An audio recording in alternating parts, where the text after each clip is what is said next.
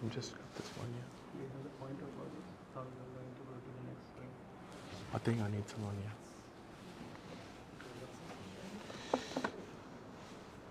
yeah. Good evening, everyone. How are we today? Thanks for coming down. Thanks for joining our public meeting for the October 2022.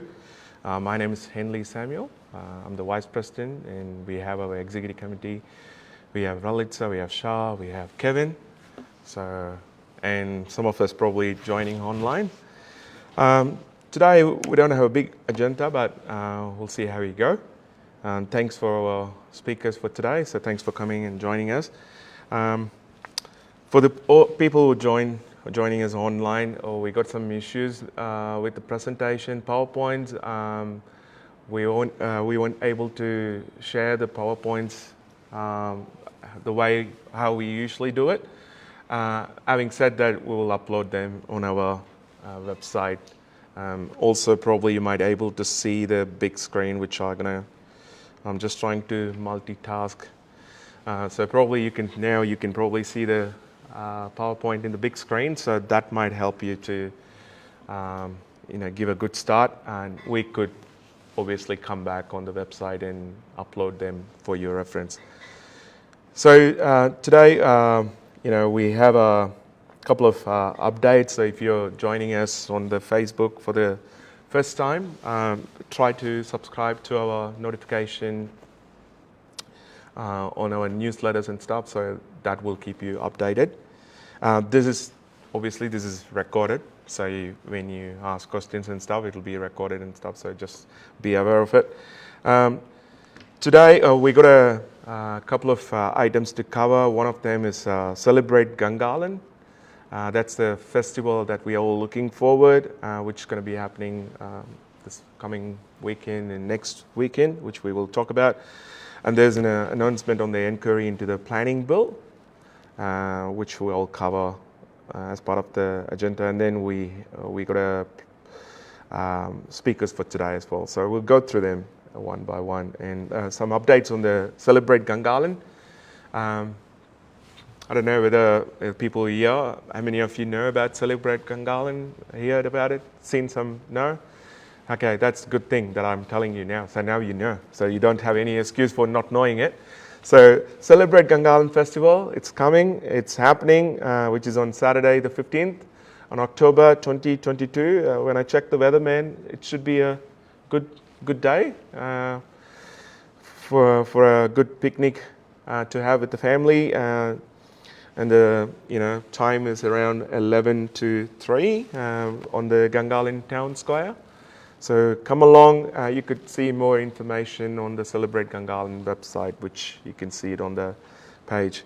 And that's the main thing. And you can also see the couple of what are the activities. I'm not sure for the people who joined us online, we can see those things. As I said, these information will be available online soon.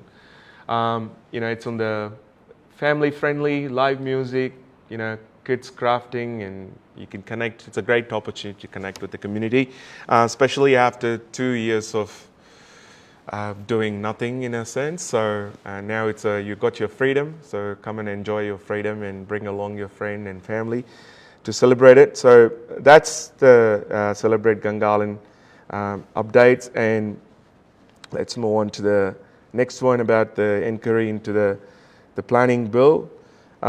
So I think the last month in the Assembly there was an announcement of inquiry into the planning bill 2022.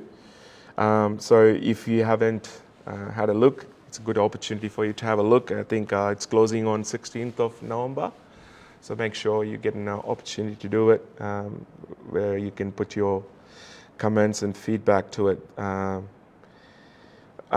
So let's look into the next one, which is about the Gungahlin Town Centre East consultation. So at the moment, the ACT government is engaging with the community to assist the development in the area around the Gungahlin Town Centre. It's on the east side. Hopefully this project will support the outcomes of the Gungahlin Town Centre planning, refresh and aspiration of new planning refresh as part of the new planning refresh. Also, it's important to note about the current consultation is the initiative as the results and the efforts of the Gungahlin Community Council. We did a campaign last year, I'm not sure how many of you remember, which is to stop the sale of a couple of lands they've been selling. It's on the next slide. There were a campaign, we were doing like a petition, and it was sponsored by one of the MLAs, Andrew Braddock. He sponsored our petition to stop selling our big blocks. Most of them were originally planned for commercial, but you can see all those commercial blocks are coming as a residential block, and they're changing all those classes. So it came as the result of that. So that's the, you can find more information, and there's a, and the consultation is available at the link which is provided under the USA conversation.act.gov.au/Gungahlin Town Centre East. So we will post those links online as well. And we got 2 speakers for today, and someone scared me with sending 50 slides, and Kevin was like, he just went away and he had to add some drink after seeing that slides. And thankfully that was a wrong link.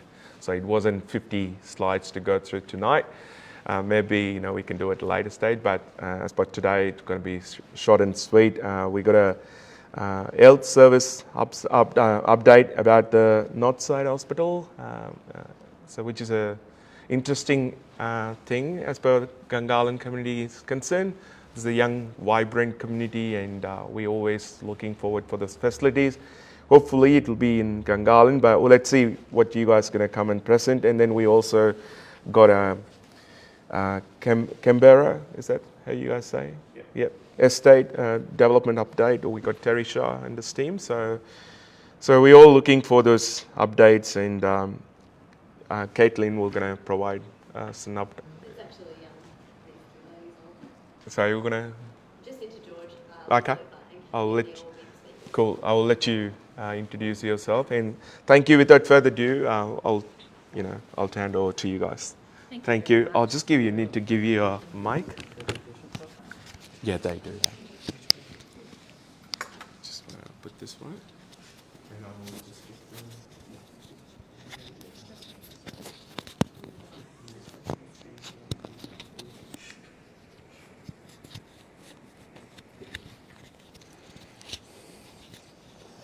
Okay. We've divided this into 3. I'm Jacinta George. I'm the Executive Group Manager for Health System Planning and Evaluation at the ACT Health Directorate. I'll be talking about the clinical services planning that's going into determining what we need as far as a hospital on the north side goes. So next slide. And then the next slide. This just outlines, I find when I talk to people about planning, and I can talk all day and all night about planning, but there's a lot of plans happening, and just to explain how they all lead into each other. So there is a framework talking about how our health system in the ACT will develop in the future. And we released in early August the ACT Health Services Plan, which talks about the priorities for the development of health services, public health services in the ACT to 2030. Falling out of that is the work we're doing in specific health specialties like mental health and children and adolescent services. At the moment, those planning processes have begun recently, but we're also looking at a north side clinical services plan. Next slide. This is about looking at the residents on the north side of Canberra and who lives on the north side, what are our patterns of health service access, what are the health needs, and are there any discrete needs for people in certain suburbs or age groups or cultural groups, and really digging into the data that we have available and then going out and talking to people about how they perceive their needs for health services, and talking to clinicians and other service providers about the gaps that they're seeing in people's access to health services and how we can improve those. Next slide. So we're looking at the different districts in North, on the north side, and looking into their specific needs. We also look at the next slide, things like the long-term health conditions that people report in the census.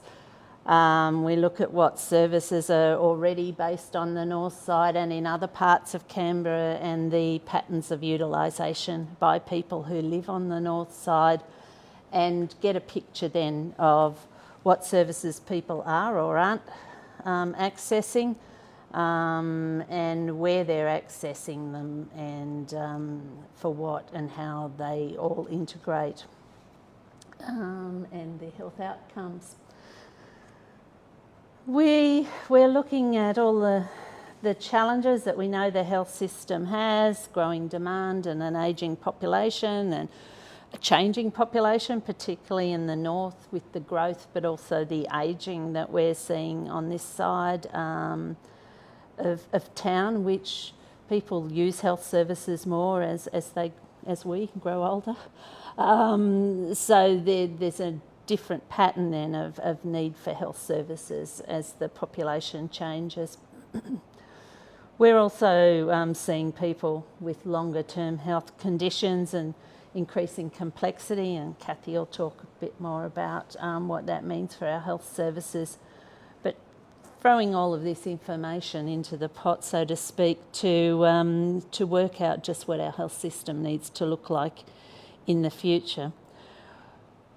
We decided to make this a service plan for people who live on the north side, to look at what their health needs are, rather than just a plan for a new north side hospital.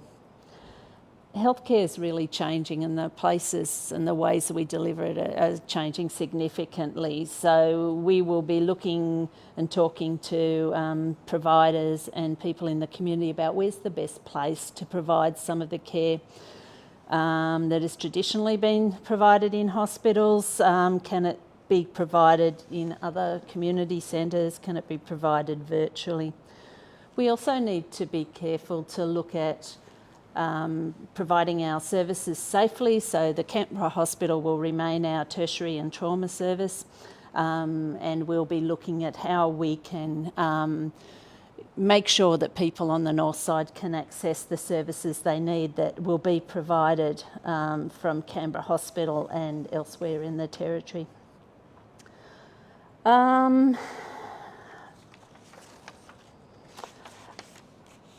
What we've done so far is come up with the needs analysis, looking at all this information, commencing our consultation with clinical people about what they're seeing and where health services are going. We've commenced talking to groups such as this, to the non-government organisations who provide services in Canberra, and people like GPs, to put together a picture of what's needed.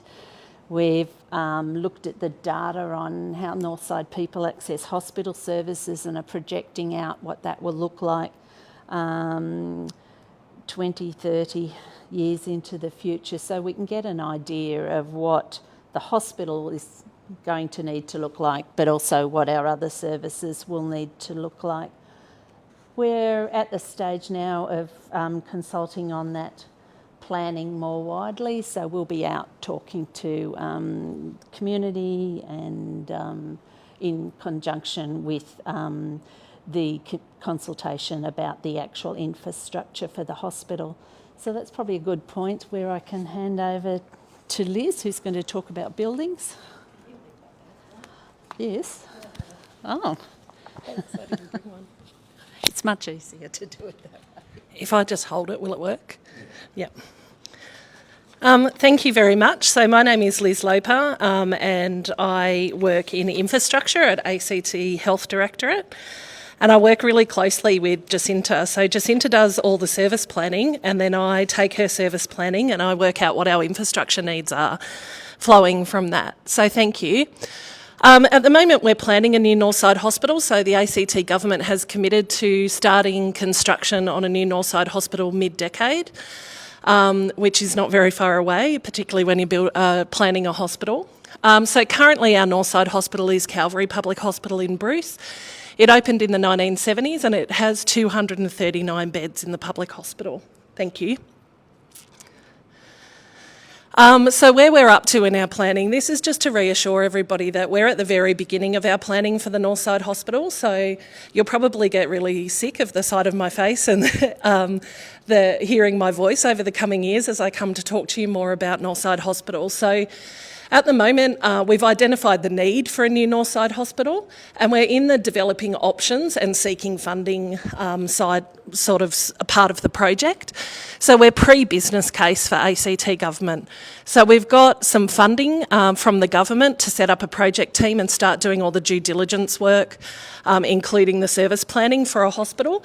And we're yet to go back to Tier 1 business case to actually get the funding to build the hospital. Thank you. So the government is considering options for where the hospital will be located. We know that we can build a new hospital on the Calvary site with little to no disruption to clinical services. It's a big campus and there's room to build a second hospital there and then just turn off the old hospital and commission the new one. And at the moment, Calvary Public Hospital Bruce site is the ACT government's preferred site. However, thank you. We are still doing work around where the hospital will be. So we're, because we know that Calvary Public Hospital is the government's preferred site at the moment, we are doing work on that site, looking at the technical things that we need to look at, what's in the ground, what we would need to do to build the hospital, but we're also looking for greenfield sites across the territory as well. I don't think it'd be a surprise to anybody who follows land planning in the ACT that there's not just a perfect 12-hectare site sitting in Canberra ready for a hospital to be built on it, but we're looking, and we've got our colleagues in planning helping us with that. So what will be in the hospital will really depend on the clinical services planning that's happening and the ACT Health Services plan that has been developed already. So we need to think about how our hospitals come together, the services that will be delivered at the major trauma hospital, which is the Canberra Hospital, and think about how they work together. So the new hospital building will replace the existing services at Calvary Public Hospital at Bruce. And we think at this point in time in our early planning, the new hospital will have around 500 beds. So we're looking at a doubling in the size of the hospital that's currently being delivered on the north side. Thank you. So this says we've launched community consultation today, so you're the lucky firsts to start the discussion about the Northside Hospital. We're also going to have information on the Your Say site. It didn't go up today because of some technicalities, but it is coming. And we really want to hear from the community about what you want to see in a new hospital and the things that are important to you. So I've been here before and out and about talking about the Canberra Hospital Master Plan over the last couple of years, and we want to have that conversation about Northside too, about accessibility, what you find important, what you want to see in a hospital. This is a great opportunity because we don't build many new hospitals in Canberra, and this one will be servicing us for the next 50 to 70 years probably, so we're really keen to get some feedback. Thank you. So we're doing a whole lot of drop-ins, pop-ins, sessions.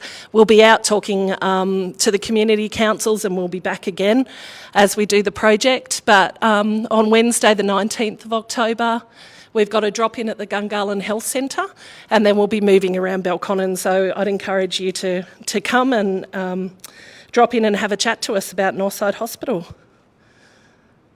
Thank you. I'll hand over to Kathy about the integrated care program.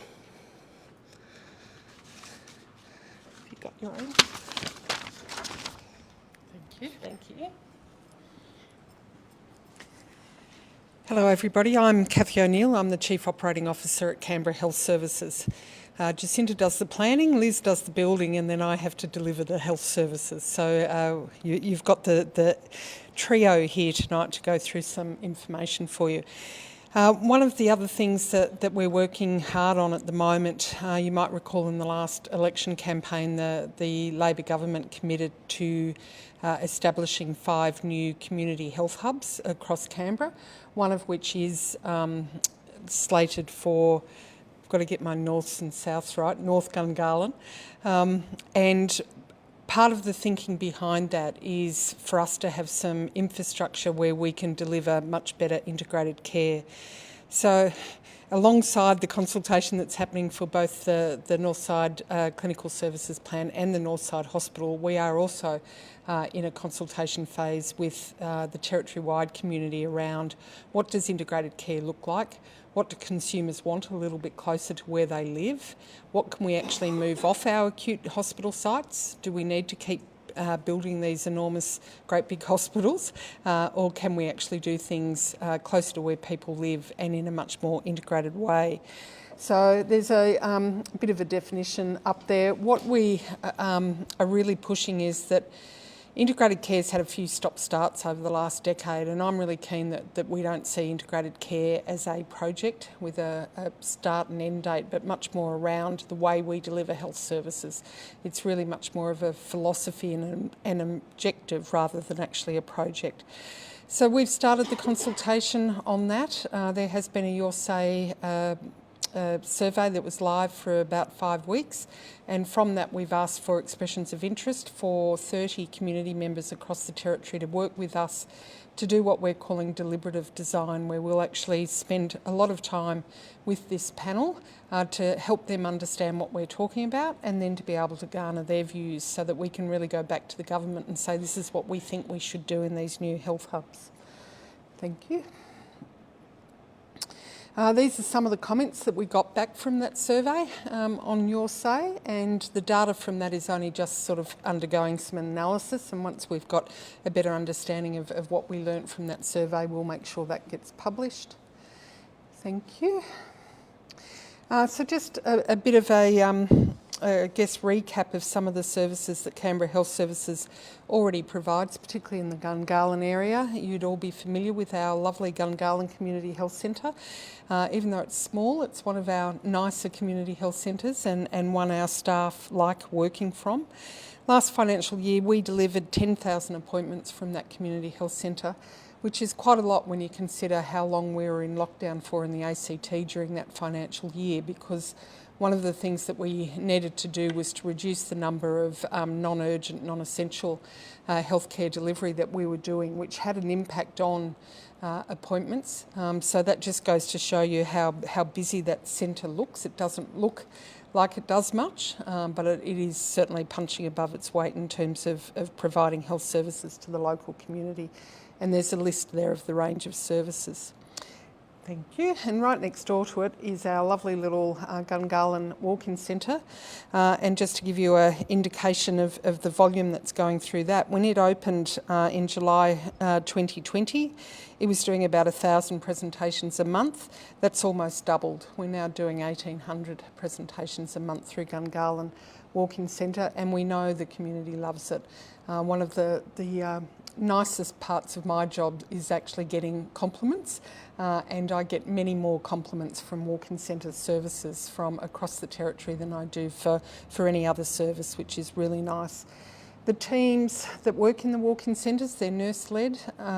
We constantly review the protocols that we use within those health centres to make sure that we are continuing to meet the needs of the community. So we work both with our emergency department and with the feedback we get from our consumers to work out what more we can do in those walk-in centres. And some of you, that slide's not been updated either, I need to do that. We have recently, about a month ago, reduced the age limit for the walk-in centres. So our walk-in centres now see children from the age of 1. And that's been, again, based on the feedback that we got from consumers, but also some research we did on the sorts of presentations 1-year-olds were going to the emergency department for, and making sure that our nursing protocols in the walk-in centres were safe for that age group, and we've determined that that is the case. So that's been warmly received from the community. Thank you. And as I said, we're working through consultation at the moment about what do we want these new health hubs to do. There's one school of thought that says that we should set up new models of care and do these integrated approaches in these health hubs.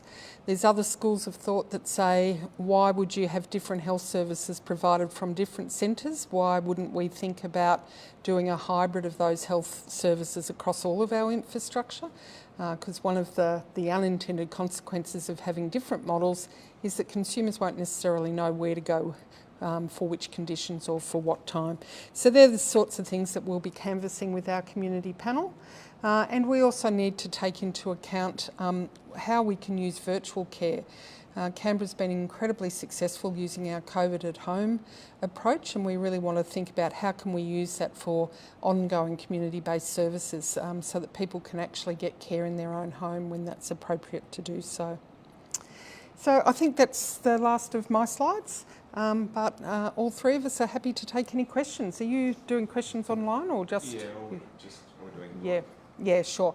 And we're happy to take questions on notice, so if anybody wants to feed those in after this session, we're happy to address those and feed back to you. Thank you.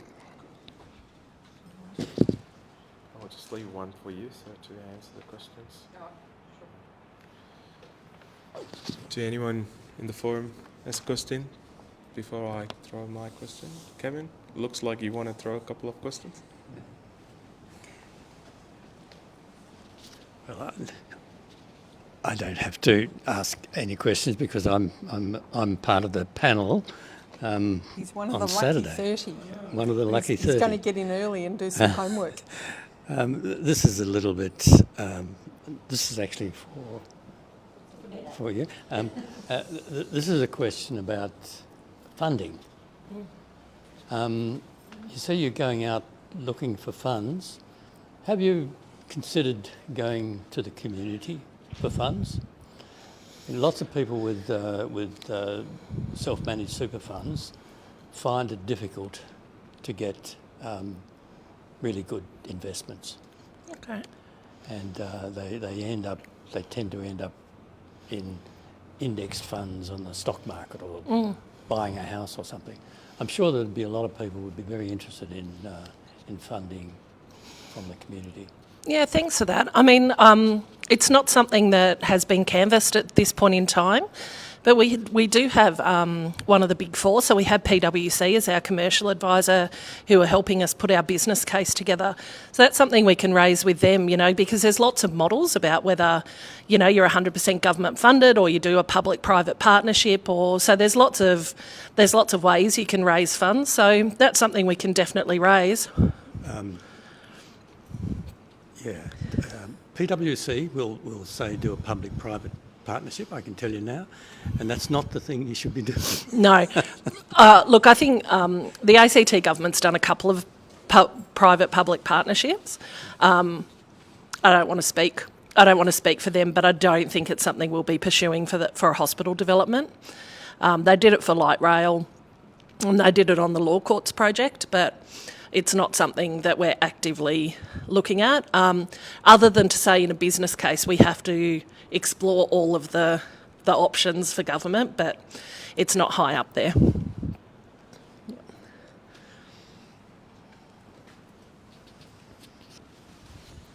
Thank you. I do have a question. So on one of your slides, you talked about the population of Belconnen and Gungahlin and around the north side. So currently Gungahlin is still growing, so we still got a few more suburbs to come on board. So, and I think Gungahlin is one of the fastest growing region in Australia. So, and considering Belconnen already have 2 hospitals, and I know ACT government's vision is to use or expand the Calvary one. Is there any particular reason? Are they looking for options outside that, or they just pretty much focused on the Belconnen? So we are looking at greenfield site options as well, and we've widened that search to be sort of anywhere in the north of Canberra to have a look at. I think why we're progressing planning on Calvary at the moment is because there's already some known knowns there. It can support a hospital, people access a hospital there now. There's room on the site to build a hospital, but it's a preferred site at the moment. It's not owned by the ACT government, it's owned by Calvary. So we're still looking at greenfield options. I think the number one issue with greenfield options is just availability. A lot of the large tranches of land that, as you drive around Canberra, it looks like we've got lots of land, but most of them have got environmental significance. So some of the blocks that we originally looked at have high quality grassland or legless lizards and all those sorts of things on it, and then that just adds to complexity and cost of development. Not to say that you can't explore doing that. So we're still having a look at greenfield options and looking at what's available. Yeah, and the other one as well, you have around 500 to 550 beds on the new hospital. So how do you compare that with the Canberra hospital? Is it going to be similar facility, or still like you go to Calvary but you end up going to the Canberra hospital, or what kind of facilities, and how, is it going to have much better than what they have now? So they'll definitely have better infrastructure than what they've got now, and it will be bigger. At the moment, the service planning is telling us around 500 beds, but there still needs to be that work done through the clinical services planning about what can be delivered in the community. And, a whole lot of decision making goes into that, including, where clinicians can travel to and where you want your clinical workforce, or where your clinical workforce needs to be. So Canberra Hospital, as Jacinta said, will still stay as the major tertiary and trauma hospital for Canberra. So there will be some services that you will only be able to get at Canberra Hospital, and that's really because you don't want to be spreading your workforce across. You want that specialty in one place. Canberra's not big enough to have that spread. There will be more services at the Northside Hospital than are currently there now, just as a result of needing to build a bigger hospital for demand. But exactly what services are in the Northside Hospital and Canberra Hospital still will be worked out as we plan the infrastructure. So how's it complementary? What are you going to go to Canberra Hospital for? What will the Northside? There will be some people from the south side that will have to come from the south side to the north to get some services. So that's what Jacinta and her team are working through with us now. Okay, cool. And the other thing is about, we talked about the new community-based health facilities, because I'm not sure whether you have stats about, what kind of, when someone attends the Gungahlin Walk-in Centre, what kind of cases they take in, and how many has been referred to the emergency, how many has been resolved, and how many needs to be going to the GP. So I'm not sure whether you have those stats with you now, but I'm just wondering and interested to find out those numbers, if you can send it.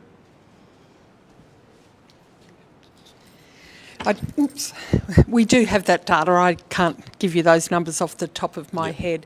I can tell you that our redirections to the emergency department are very small, and therefore cases that really can't be dealt with in a nurse-led walk-in centre. We do. The way the walk-in centre model is structured is really for one-off episodes. So predominantly when somebody gets sick and needs some sort of urgent attention, or for an injury. It's not for chronic care. We really still need GPs to manage that chronic care.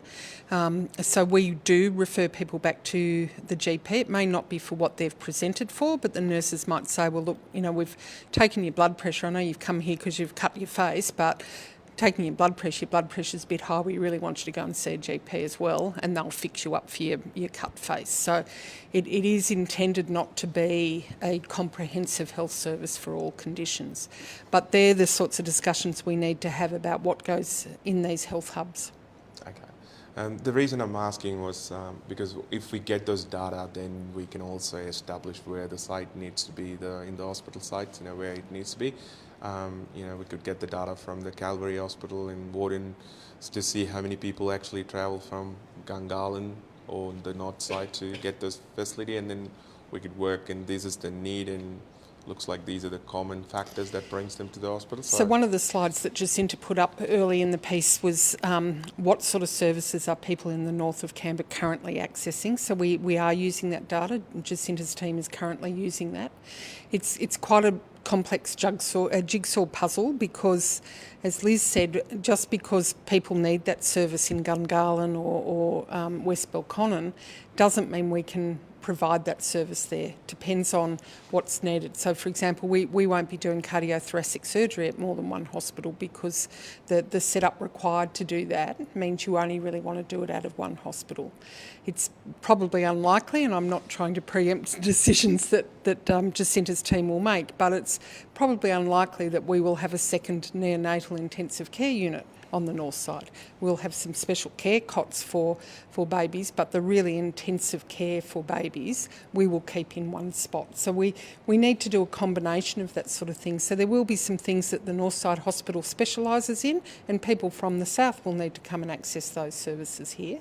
And conversely, Canberra Hospital will continue to provide some of those tertiary services. And there will still be services people will still need to go to Sydney for. Just by the nature of, there are services at the moment in Australia that are only provided, for example, in Melbourne or in Sydney. So it doesn't matter where you live in Australia. So we will never be entirely self-sufficient. Yeah. And with the new community-based health facilities, one thing we lack at the moment in Gungahlin is we don't have an after-hours GP. And especially during, the COVID, the silly rule was when you go to the after hours, they need so many data compared to when you go to the GP. GP doesn't need your test results of COVID or anything as long as you don't show any signs, and they check it and they're happy with the after hours. The reason you're going to the after hours because there's something that you can't go to the GP and you have to. But during those times, they were asking for whether you have those, the rat tests. But when they said they're not even taking the rat test, they actually want those PCR. And by the time, what's the point of even going there? And we don't have that kind of facilities in Gungahlin at the moment. So in terms of your new community-based health facilities, so at the moment probably you guys have some kind of idea what you want to bring. Is after hours GP is part of that? Oh, look, potentially, and you might have seen the announcement by the federal government. They're wanting to increase what they're calling the urgent care centres around Australia. When we've actually had a look at what they really mean by an urgent care centre, it's exactly what we're doing in our walk-in centres. And our walk-in centres are open to 10 p.m. at night, 365 days a year. So we need to factor all of that in and work out exactly what is going to give Canberra communities the most value out of healthcare service provision. So this thing, so the one you got on the slide at the moment, so walk-in centre we got, and you're talking about an hub, so the hub could have those after-hours GP or something? Potentially. Okay. But is that really what we need? If you actually look at a lot of the after-hours GP services, for example, they won't do suturing after hours because they don't have their practice nurse there, yet our walk-in centres can do suturing. So we just need to unpick that a little bit and work with the community about which healthcare provider can do what, because I think there's some assumptions about what GPs can do that isn't necessarily the case. The reason why I'm raising, because we don't have that facility to be, then you don't want to increase the emergency. No, exactly. Exactly. Cool. Yep. I'll just quickly check whether we got any online questions at the moment.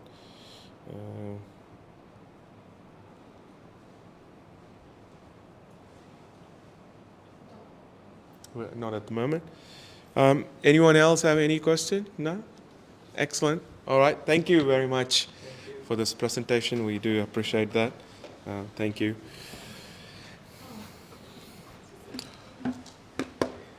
And I was just wondering, those data you were talking about with the Gungahlin-based data, if you can circle it back, that would be great. Sure. Yeah, thank you. So the next item on the agenda is the Canberra Estate Development Update. So we got Terisha to give us the presentation today. Thank you.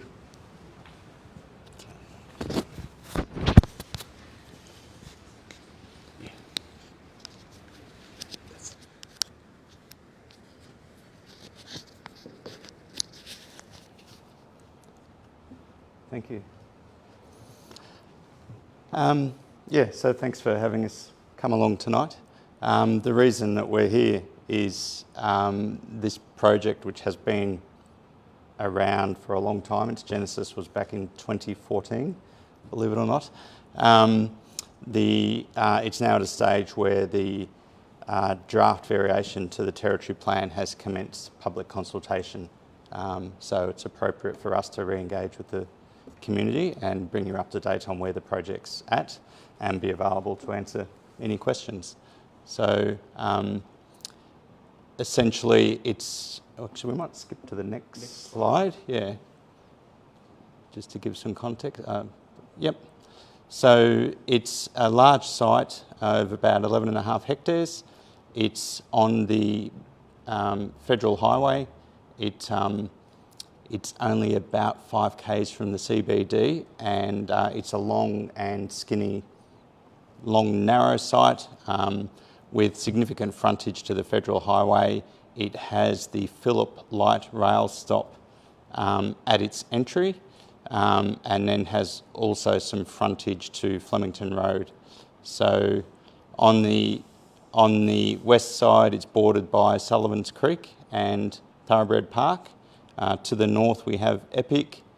To the south, the Canberra Vet, and then Watson and Downer on the other side. Not sure what happened there, but that's just giving a bit more context. We might skip that. That's not a legible slide.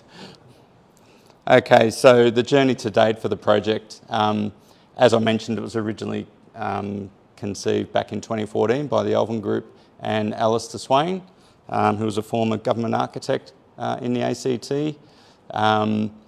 The planning studies and environmental and engineering investigations were completed in 2015 and 2016. There were also a number of consultation workshops held at the site where we invited the community along. We did some workshops on what people would like to see on the site, and we gave them examples of other similar sized projects in Australia and internationally to inform that conversation. So we got some really good feedback that continues to inform the master plan.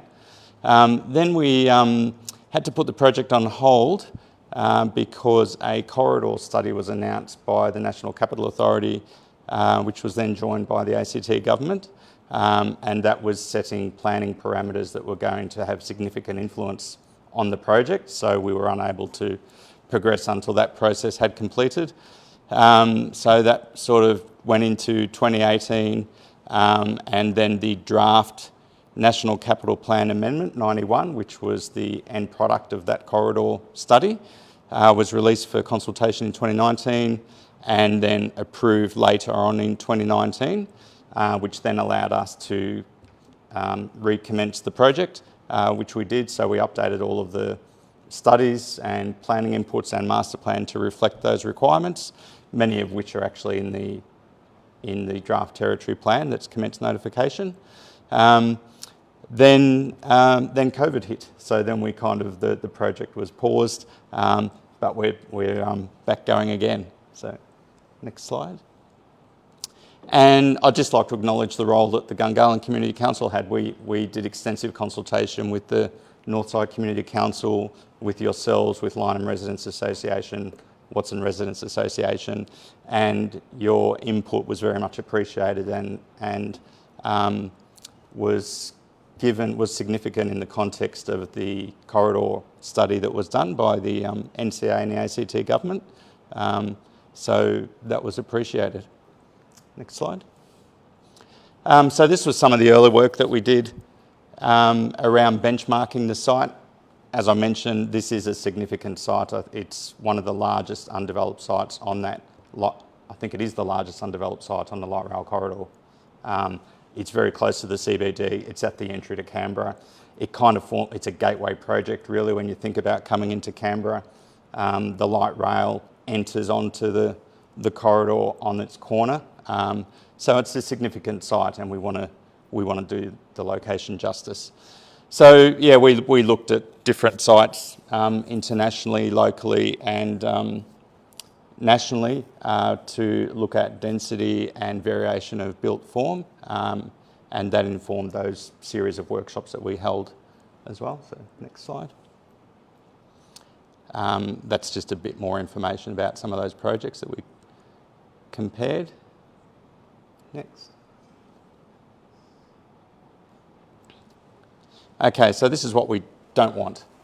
We don't want it just to be, you know, something that you churn out very quickly, maximise the yield, do very similar scale and design of homes. It's not an urban design outcome that we want for the site. Next. So we want something where we have a bit of variety in the scale, in the height, in the type of dwellings. We want intergenerational living. It's a big enough site where we can have people live, work and play. So the zoning that is being looked at for this site is CZ5, so that's mixed use residential. So that means we can, we'll be able to have small shops, offices, retail, and different types of residential dwellings. And sustainable. So that's a very broad term and it means different things to different people.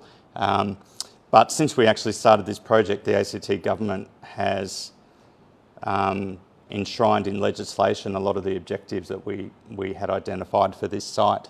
So that's actually embedded in the territory plan variation as well. So apart from being initiatives that were identified by the proponent and by the community, they've now, the legislation I guess has caught up and is informing that urban design outcome as well.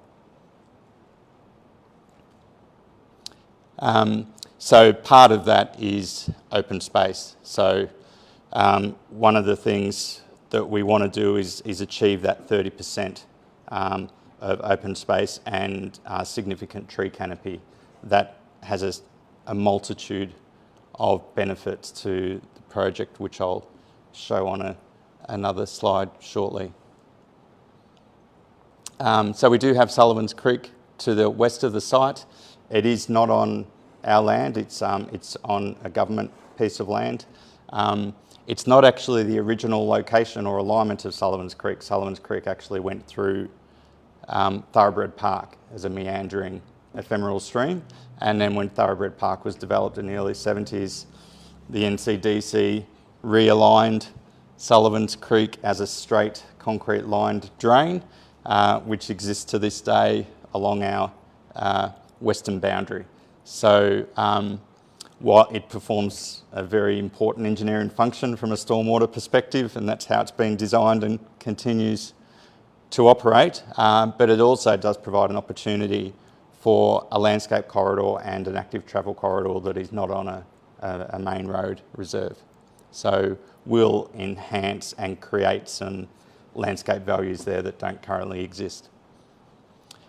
So these are some of the other aspects of the urban design that we want to incorporate into the project, and there's some interesting data now around the benefits of things that we've always wanted to do but perhaps didn't fully appreciate the science behind why we want to do them.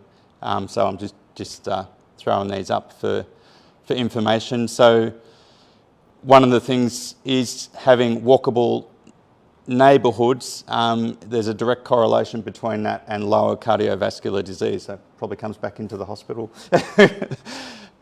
conversation. Lower speed, so not having a car-dominated design response improves livability, contributes to a more active lifestyle. And the other one, the other feature that has a lot of health benefits as well is the presence of trees. When you have significant large trees in an urban area, that encourages people to go outside and be more active. The ACT government's done a lot of work in this regard as well. So in terms of transport hierarchy, they want an integrated transport strategy. And if we move to the next slide. Oh, okay, no, it's the further slide on, but doesn't matter. A transport strategy that prioritises active travel over cars. So we really want to encourage pedestrians. We want a walkable, permeable master plan that encourages cycling as well. We want public transport options, which we have with the Phillip Light Rail stop at the entry to the estate, and then we have cars last in terms of priority. These two strategies, again, done by the ACT government, reflect principles that we identified back in sort of 2015 as being something that we wanted to achieve on site. So the 30% tree canopy, permeable surfaces, and active travel. So this is a slide around the benefit of urban canopies and what trees can do, and the multitude of ways in which trees contribute to a healthy, active, positive urban environment. They soak up groundwater. They are great for microclimate, so they can cool areas and prevent the creation of urban heat islands, which is becoming an issue for us. They reduce the amount of carbon dioxide, filter air, provide shade in summer and solar access in winter, provide ecological benefits, and yeah, so trees for a multitude of reasons is something that are going to be a big feature on this project. So this is what I was talking about earlier around having active travel and a transport hierarchy that prioritises pedestrians and public transport and cycling above cars. So that again is a slide out that's come out of the Moving Canberra strategy, and it's a principle that we want to make sure we achieve in the project. Just another slide that again is quite powerful, I think, or this image is quite powerful in terms of the benefits of cycling and public transport above cars. So each picture there is actually the same number of people. The one on the right shows how many cars you would need to accommodate that group of about 35 people. The middle picture is those people accommodated on bikes and then on a bus. So you can see in terms of land footprint, in terms of carbon emissions, in terms of active travel, the benefits of the cycling and public transport options. So then we end up with our illustrative master plan. So this is a concept plan. It's got to be informed by this draft variation by the National Capital Plan and by the Territory Plan, which the draft variation will become a part of, plus the other government policy documents. Essentially, in terms of built form, in terms of building heights, along the federal highway frontage, we're looking at around 3 stories. And this part of the federal highway or the corridor is under the National Capital Plan. It's called an approach route. The National Capital Plan has identified the intersection of Barton Highway and Federal Highway as kind of the formal entry to Canberra. I think that's a bit outdated now, because I think with the new entry to Canberra should be where the light rail enters the corridor, which would be Flemington Road and the Federal Highway. So sitting beyond those 3-storey buildings along Sullivan's Creek and wrapping around to Flemington Road will be higher buildings around 6 stories. So obviously we'll also vary the height of those buildings, so we've got some interesting urban form and scale across the site. Around the Phillip Avenue entry, which is where the light rail stop is located, we see that as a mixed-use hub, so we'd be seeing ground floor commercial, retail, perhaps offices on the level above, and then sitting above that some residential. We want to highlight the Phillip Avenue access through to Sullivan's Creek because there is some good sight lines across Thoroughbred Park to the hill beyond.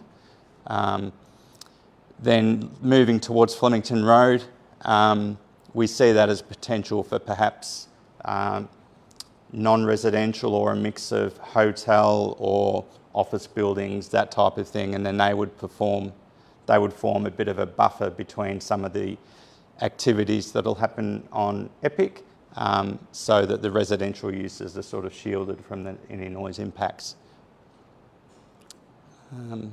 Next. And in terms of where we are from a planning point of view, so draft variation 383, which is the draft variation for Canberra, is on exhibition till the 18th of November.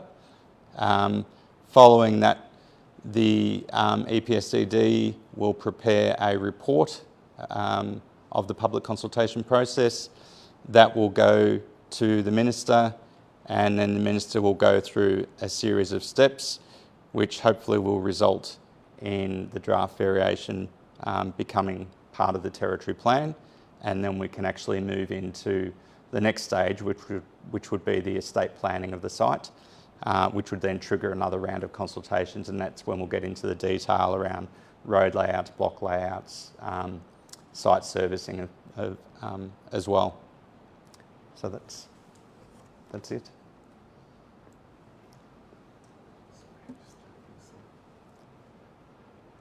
Any questions? Kevin?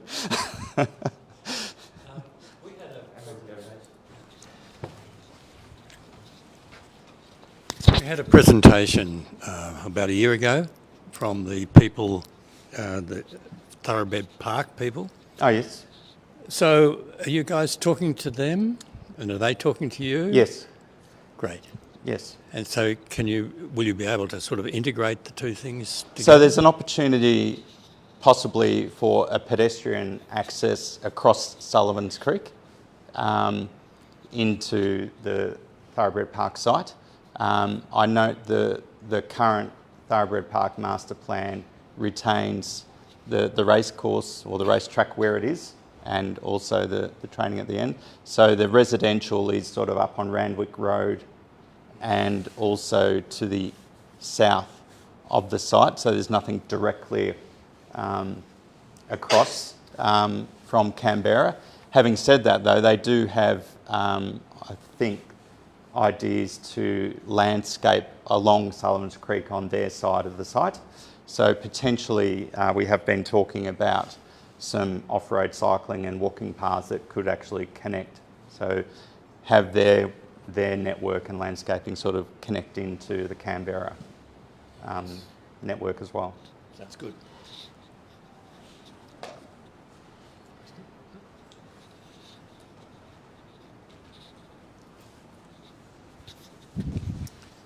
Thanks, Kevin.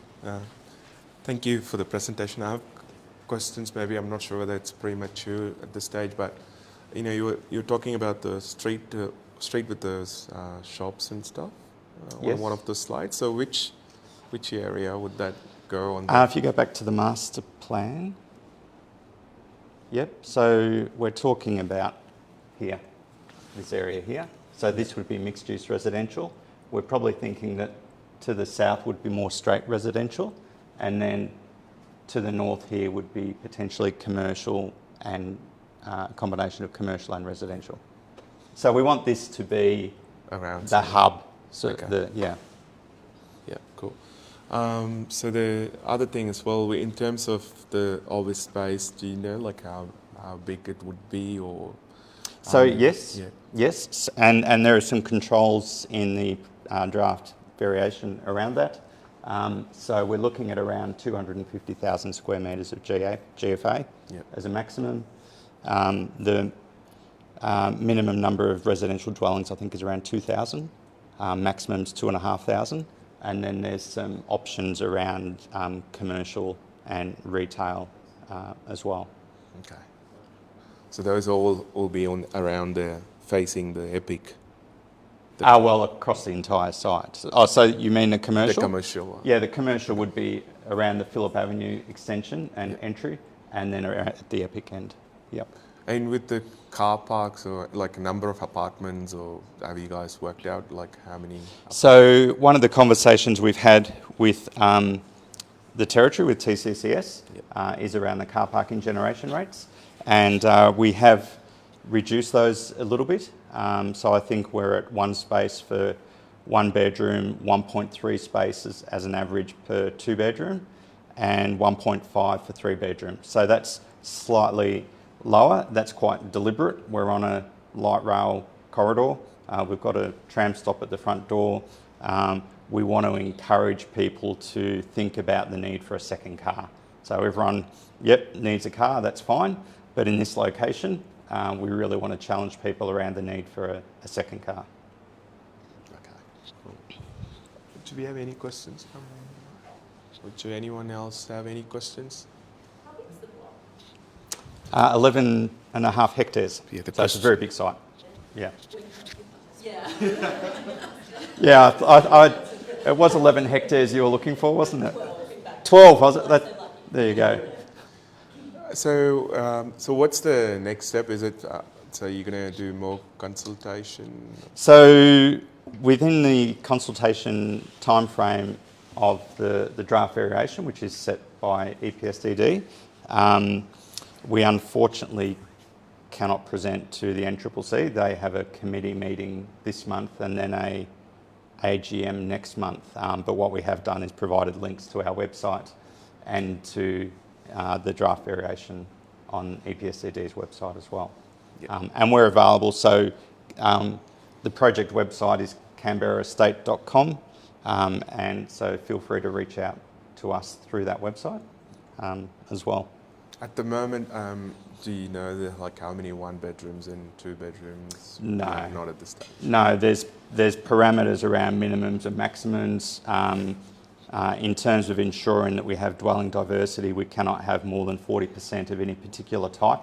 Yeah. So we can't flood the site with 1 bedroom apartments or anything like that. We are going to have that dwelling diversity, but the variation and the mix will be informed by the market and by sort of by estate planning, I guess, as the project rolls out. So it will be a staged project as well. So it's a very big site. It's going to be 10 years to deliver. Yeah. Cool. Excellent. Thank you very much. Okay. Thanks, Terry. No worries.